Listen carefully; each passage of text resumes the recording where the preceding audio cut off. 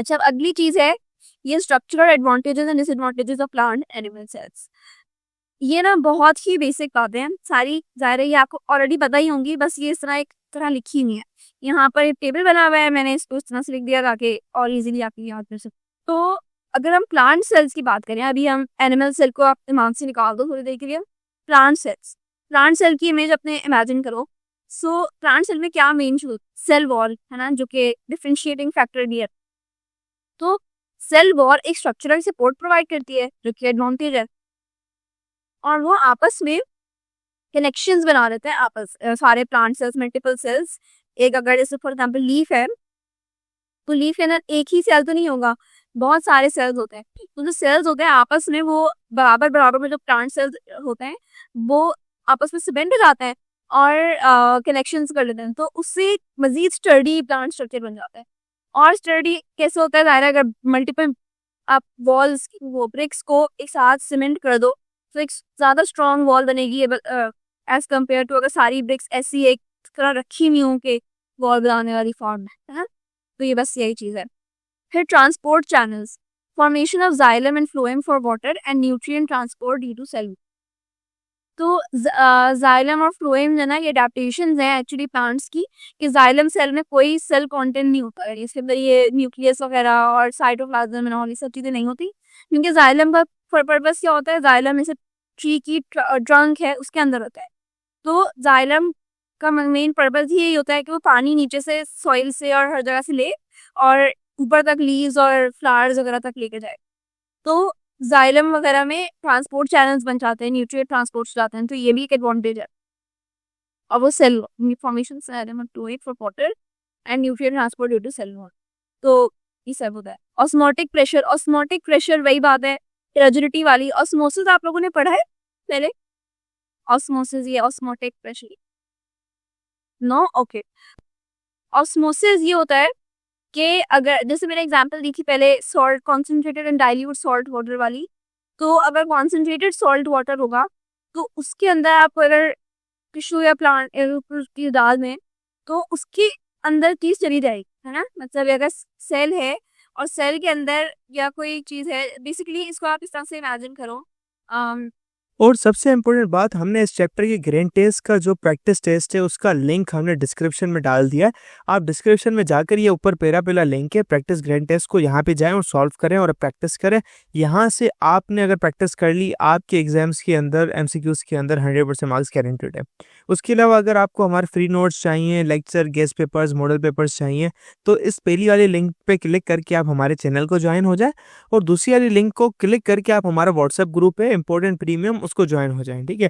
अगर आपको ट्यूशंस वगैरह के अंदर एनरोल होना है, कोई डाउट है, तो ये हमारा व्हाट्सएप नंबर, इस पर क्लिक करेंगे आप डायरेक्ट व्हाट्सएप पे चले जाएंगे, और तमाम बुक्स के पीडीएफ इस वाले यहाँ पर आखिरी वाले आपके पास गिवन है। आप यहाँ से कोई भी बुक उठा सकते हैं, आपकी जो मर्जी चाहे, सारी की सारी क्लासेस का। इसके साथ साथ आपसे रिक्वेस्ट है, आप चैनल को सब्सक्राइब और वीडियो को लाइक भी करते हैं। मैं बता रही दो आपस में एक दो ग्लासेस में आपने पानी रखा हुआ है, एक पानी के अंदर सिर्फ 10% वाटर है और 90% सॉल्ट है, सही है। तो वो एक एक्सट्रीमली कॉन्सेंट्रेटेड वाटर वो सोल्यूशन बन जाएगा ना, सॉल्ट सोल्यूशन। और दूसरे में 90% वाटर है और 10% सिर्फ सॉल्ट है। तो इसमें मतलब क्या होगा, दूसरा एक डाइल्यूट बहुत है। डाइल्यूट का मतलब जैसे पानी का कंटेंट ज्यादा होता है, कॉन्सेंट्रेटेड वो जैसे पानी का कंटेंट कम हो और पानी के अलावा जो चीज है उसका कंटेंट ज्यादा। सो ऑस्मोसिस में ये होता है कि एक सोल्यूशन से पानी दूसरे सोल्यूशन में चला जाए, जिसमें पानी कम है, जिसमें ज्यादा सॉल्ट भरी हुई है, उसमें पानी आ जाएगा थ्रू ए परमिएबल लेयर। ये डिफ्यूजन वाला कॉन्सेप्ट है। डिफ्यूजन आई एम श्योर आप लोगों ने सुनी हो। डिफ्यूजन में होता है कि जैसे अगर समझो कि किचन में और आप लोग अपने रूम में बैठे, तो आपके पास एक पॉइंट पे स्मेल आना शुरू हो जाती है ना। वो क्यों होती है? क्योंकि डिफ्यूजन हुई। डिफ्यूजन होती है हवा में, जिसमें कोई बीच में बैरियर ना हो। पूरी एक ही घर के अंदर एक ही जरे हवा चल रही है ना, एक ही एयर मॉलिक्यूल्स है।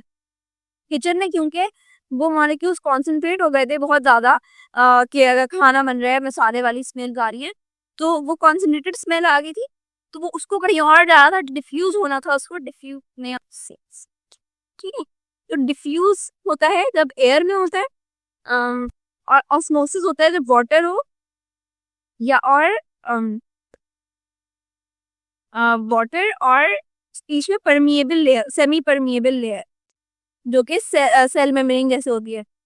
तो अगर ऐसा कुछ हो तो एक साइड से वाटर कंटेंट जहाँ ज्यादा है वो दूसरे ग्लास में पानी चला जाएगा, दूसरे उसमें चला जाएगा across the semi permeable layer, जिसमें लो होता है कम वाटर कंटेंट था और ज्यादा सॉल्ट कंटेंट है। ठीक है, तो ऑस्मोटिक प्रेशर टॉलरेंस हम लोग बिल्कुल अलग जगह चले गए थे अभी। तो कैन विथस्टैंड और high osmotic pressure allowing for better water storage. तो अगर बहुत ज्यादा ऑस्मोटिक प्रेशर हो, इसका मतलब ये है कि ये जगह बहुत ज्यादा वाटर है और वो एकदम से आ रहा है आपके पास, तो ये सेल्स बर्दाश्त कर लेती हैं, सेल्स इसमें बर्स्ट नहीं होते। टर्जिडिटी क्योंकि होती है, वही नेक्स्ट पॉइंट भी है हमारा, फर्म हो जाते हैं सेल्स क्योंकि, और इस तरह क्या होता है, ज्यादा टर्जिड होने से आप बेहतर ज्यादा पानी स्टोर कर सकते फेडरल बोर्ड के एनुअल एग्जाम्स का डर है, लेकिन ये नहीं पता कि तैयारी कहाँ से करनी है। दूसरी बात ये नहीं पता कि एग्जाम के अंदर सवाल का जवाब लिखना कैसे है, कैसे सेंटेंसेस को फॉर्म करना है, कैसे हमें फुल के फुल मार्क्स मिले। तो भाई घबराना किस बात से, हमारी बैच इसी प्रॉब्लम को तो सॉल्व करने आई है। तो आप भी हमारे बच्चों की तरह 97.8% ला सकते हो, 98.27% ला सकते हो, फातिमा की तरह, अगली फातिमा आप बन सकते हो। आप 505 मार्क्स ले सकते हो आउट ऑफ 520। अच्छा जी, कैसे? हम आपको सिखाते हैं कि एग्जाम के अंदर लिखना कैसे होता है, ग्रेड टेस्ट प्रोवाइड करते हैं। देखिए जी, हमारे पास है पाकिस्तान की one of the best faculty. आप कोई भी सब्जेक्ट लेना चाहें, आपका जो दिल करे, आप सारे सब्जेक्ट्स लें, सिर्फ और सिर्फ 3,000 रुपये में पूरे साल में। आपको एग्जाम राइटिंग मेथड सेशन दिए जाते हैं कि सवाल का जवाब लिखना कैसे, डिफरेंस वाला अलग क्वेश्चन, डेफिनेशन अलग, एग्जाम्पल वाला अलग, मैथ के सवालों का जवाब अलग होता है। आपको टॉपर बच्चों के नोट्स दिए जाते हैं, आपको फुल बुक के notes, question answers, live classes के अंदर कॉन्सेप्ट पढ़ाया जाता है आपको, और उनकी रिकॉर्डिंग्स भी दी जाती हैं। भैया और क्या चाहिए? अच्छा, और मजे की बात, ग्रैंड टेस्ट से हमारा समझो पेपर लगता है। ये हमारा है केमिस्ट्री का ग्रैंड टेस्ट, इसका सवाल नंबर तुम नोट करो ये। तो भैया इस ग्रैंड टेस्ट में से आपके 3 सवाल लगे हैं क्लास 9 के केमिस्ट्री के पेपर में, इस साल जो नए सिलेबस से हुआ था 2025 के अंदर ग्रेड 9 का। तो इतने इंपॉर्टेंट हमारे ग्रैंड टेस्ट होते हैं, सारे आपको दिए जाते हैं। तो भैया देर किस बात की, इस नंबर पे कांटेक्ट करें और अभी रजिस्टर करवाएं। अगर इमेजिन करो एक बारिश हो रही है कुछ दिनों में और बाकी दिनों में बारिश नहीं हो रही, तो बारिश के दिनों में ऐसा नहीं है ना कि सेल्स अपने आप को बंद कर लेते हैं और कहते हैं कि नहीं बस हमने हमारे पास जितना पानी आना था आ गया, मजीद हम वाटर नहीं लेंगे। ऐसा नहीं होता। ये ऑस्मोटिक प्रेशर टॉलरेंस है कि सेल्स बेसिकली अपना हाई ऑस्मोटिक प्रेशर बर्दाश्त कर लेते हैं कि अगर बहुत ज्यादा वाटर कंटेंट भी अंदर भर गया है तो हम उसको स्टोर कर लें फॉर द डेज जहाँ जब बारिश नहीं होगी या कम होगी, ताकि मजीद आगे मसला ना हो। और इसमें क्या होता है, इस टाइम में जब बारिशें चल रही होती हैं, सेल्स फर्म हो जाते हैं और बहुत टर्जिड हो जाते हैं। जो टर्जिड हमने अभी वैक्यूल्स में भी पढ़ा था, पहले भी पढ़ा था कि टर्जिडिटी बेसिकली प्लांट सेल की एक बहुत अच्छी क्वालिटी है कि वो बर्स्ट नहीं होते बिकॉज उसके अंदर सेल वॉल होती है और वो बस फर्म और बहुत फूले हुए उड़ाते हैं। ठीक है, सो या ये पॉइंट समझ में आ गया दोनों लास्ट वाले।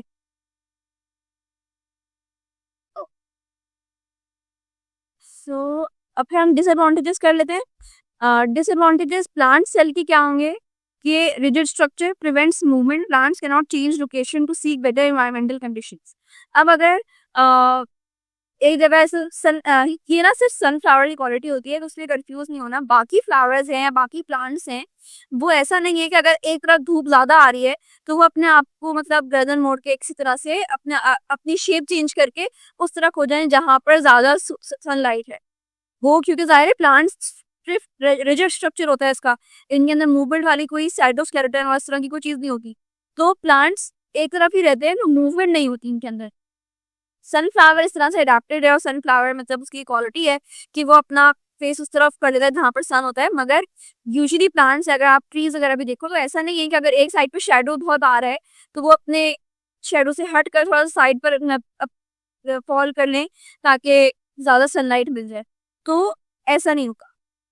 तो ये इनका डिसएडवांटेज आ रहा है कि मूवमेंट नहीं है कोई किस प्लांट सेल्स में। Slower division rate, rigid cell wall slows down division cell division and reproduction process. अच्छा, ये बेसिकली इसका ये है कि क्योंकि अगर एनिमल सेल आप देखो ना, उसमें सेल वॉल नहीं होती, वो इजीली इसकी सेल मेम्ब्रेन ब्रेक होती है और दो सेल्स में जब सेल डिवीजन का प्रोसेस चल रहा होता है तो बहुत इजीली सेल डिवीजन हो जाती है क्योंकि सिर्फ मेम्ब्रेन को डिवाइड होना होता है और बाकी ऑर्गेनेल से डिवाइड सेल वॉल के वजह से प्लांट सेल्स लंबा टाइम लेते हैं और बहुत लाइक स्लो इनकी होती है सेल डिवीजन। सेल डिवीजन की जब हम टॉपिक में आएंगे तो हम इसको पूरा अलग से पढ़ेंगे, प्लांट सेल की डिवीजन और एनिमल सेल की डिवीजन। मगर ये वैसे इसका फैक्ट है बिकॉज ऑब्वियसली इमेजिन करो ना कि अगर एक दीवार बनी हुई है एक चीज के अराउंड, तो सेल वॉल है तो उसकी वजह से पहले उसको टूटना होगा वॉल को, फिर मेम्ब्रेन इस तरह अपनी एडजस्ट होगी कि सेल डिवाइड हो सके। तो इस तरह से ये मुश्किल होगा एक सोवर डिविड। ठीक है, यहाँ तक आई होप क्लियर हो। फिर हम ये एनिमल सेल्स का भी जल्दी से बस देख लेते हैं, फिर आपकी क्लास एंड करते हैं। एनिमल सेल्स के ये एडवांटेजेस हैं कि इसमें सेल वॉल नहीं होती, नो सेल वॉल, तो इसलिए फ्लेक्सिबल स्ट्रक्चर होता है तो मूवमेंट और अडेप्टेशन ईजी होती है। Support systems, tissues, organs and skeletal systems provide support without needing a cell wall. Mobility आपकी ज़ाहिर है बेहतर, फूड सोर्सेज शेल्टर वगैरह के लिए आप मूव कर सकते हो और रिप्रोडक्शन बेहतर होती है, ईजी सब कुछ होता है। डिसएडवांटेजेस में ये है कि ऑस्मोटिक प्रेशर सेंसिटिविटी, ज़ाहिर है अब इसमें सेल वॉल नहीं है तो अगर बहुत ज़्यादा वाटर आ जाएगा अंदर एनिमल्स में तो वो सेल बर्स्ट हो जाता है। तो एक्चुअली सेल बर्स्ट होता है और सारा कॉन्टेंट अगर चीज़ें हो जाती है ऑस्मोटिक प्रेशर से ये बहुत सेंसिटिव होता है, ये इसका डिसएडवांटेज है। और टर्जिडिटी नहीं होती, तो बेसिकली जो प्लांट सेल के एडवांटेजेस थे वो इसके डिसएडवांटेजेस बन गए और जो उसके डिसएडवांटेजेस थे वो इसके एडवांटेजेस नहीं थे। नहीं, तो बस यही बात।